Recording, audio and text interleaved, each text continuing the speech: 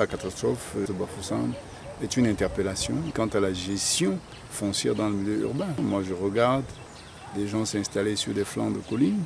sans très bien comprendre ce qu'on appelle un tassement foncier, ce qu'on appelle des questions géotechniques, parce que le sol est une ressource et la tendance est que l'agression peut venir de manière inconsciente,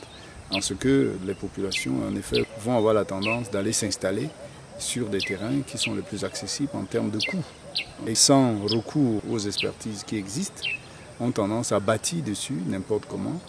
Et surtout, je vois dans des zones très montagneuses de gros risques,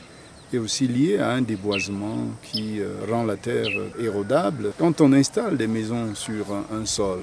mais en réalité, il y a une charge sur le sol.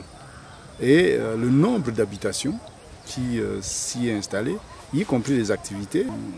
qui n'étaient pas des activités qu'il y avait avant. Parce que quand vous voyez s'installer sur une zone où il y avait juste un faible ruissellement de l'eau, par exemple, on installe une maison dont la toiture rassemble rapidement des grandes quantités d'eau et dont les risques de ravinement, d'infiltration, avec le déboisement complet, dont ces arbres qui servaient de tapis et dont les racines permettaient de maintenir le sol n'y étant plus, les ravinements causés par les eaux de pluie de ruissellement et l'infiltration exagérée pourraient très bien expliquer que ce qui est arrivé à Bafoussam, pour ma part, n'est que le déclenchement d'une situation qui nécessiterait, je pense, de regarder les choses avec un peu plus de fermeté.